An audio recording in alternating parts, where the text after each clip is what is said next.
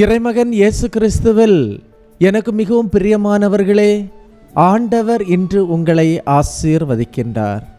இந்த நாளை அவருடைய பாதத்திலே ஒப்புக்கொடுத்து ஜெபிப்போமா? அன்பு தெய்வமே, இந்த இறைவார்த்தையை கேட்டுக்கொண்டிருந்த ஒவ்வொரு மக்களையும், இந்த இறைவார்த்தைக்கு செவி கொடுக்கின்ற ஒவ்வொரு மக்களையும் உம்முடைய அருளால் நிரப்பும். ஆண்டவரே, கடன் தொல்லையிலிருந்து விடுதலையை தாரும், துன்ப துயரங்களிலிருந்து விடுதலையை தாரும், கண்ணீரிலிருந்து விடுதலையை தாரும், சோதனைகளிலிருந்து விடுதலையை தாரும், வேதனைகளிலிருந்து விடுதலையை தாரும், தேர்வெழுதுகின்ற பயத்திலிருந்து விடுதலையை தாரும், வாழ்க்கையை எப்படி சந்திப்போம் என்றதிலிருந்து விடுதலையை தாரும். ஆண்டவரே, ஒவ்வொரு நாளும் உடைய கரத்தில் ஒப்பு கொடுக்கின்ற மக்களை ஆசீர்வதியும்.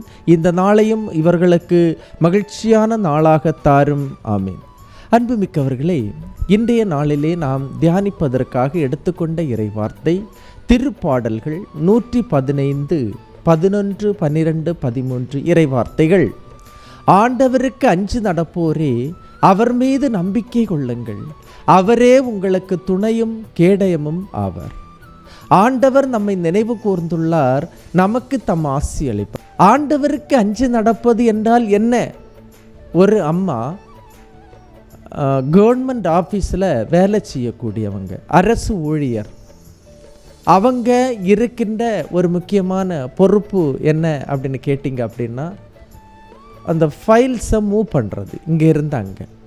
அப்போ அதிகமான கைக்கூலிகள் வருகின்ற அந்த இடமாக கூட இருக்கலாம். அப்போ ஒரு சிலர் வேலை செய்வதற்காக, அதுவும் மிக விரைவாக வேலை செய்வதற்காக இந்த அம்மாவுக்கு ஏதாவது கொடுப்பாங்களா அப்படின்னு சொல்லி வருவாங்க. ஆனால் இந்த அம்மா எதையும் வேண்டாம், தனக்கு கிடைக்கின்ற ஊதியமே போதும் என்று அவர்கள் மனதில் நினைத்து கொண்டு யாரிடமும், ஏழையோ பணக்காரரோ யாரிடமும் எந்த காசும் வாங்காமல் அவர்கள் வேலை செய்வார்கள்.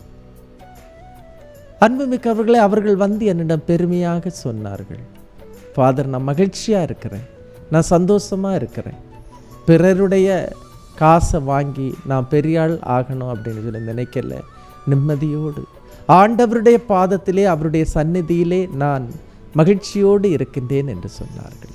அன்புமிக்கவர்களே, அஞ்சு நடப்போர், கடவுளுக்கு அஞ்சு நடப்போர், அவரிடம் நம்பிக்கை கொள்கின்ற மக்கள், அவரே அவர்களுக்கு துணையமும் கேடயமுமாக இருக்கின்றார்.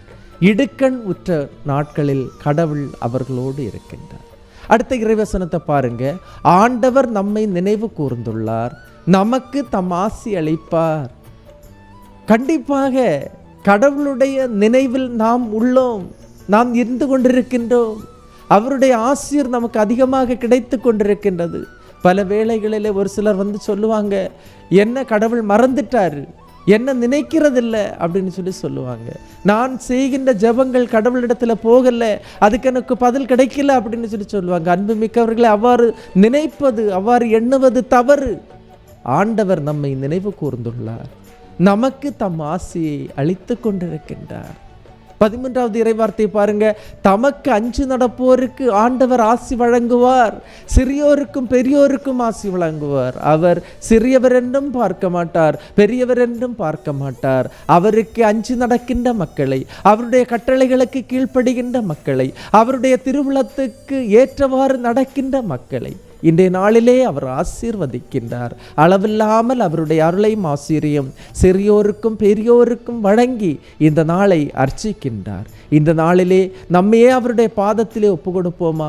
ஆண்டவருடைய கட்டளைகளை நாம் கடைபிடிப்பவர்களாக இருக்கின்றோமா? அவருக்கு அஞ்சு நடக்கின்ற மக்களாக, நீதியோடும் நேர்மையோடும் உண்மையோடும் நடக்கின்ற மக்களாக, அவருக்கு விருப்பமான, அவருக்கு பிரியமான மக்களாக நாம் இருப்போமா? இன்றைய நாளை ஆண்டவர் ஆசீர்வதிக்கின்றார். எல்லாம் வல்ல இறைவன், தந்தை, மகன், தூய ஆவியார் உங்களையும் உங்கள் குடும்பத்தையும் நிறைவாய் ஆசீர்வதிப்பாராக. ஆமீன். இயேசுவுக்கே புகழ், இயேசுவுக்கே நன்றி.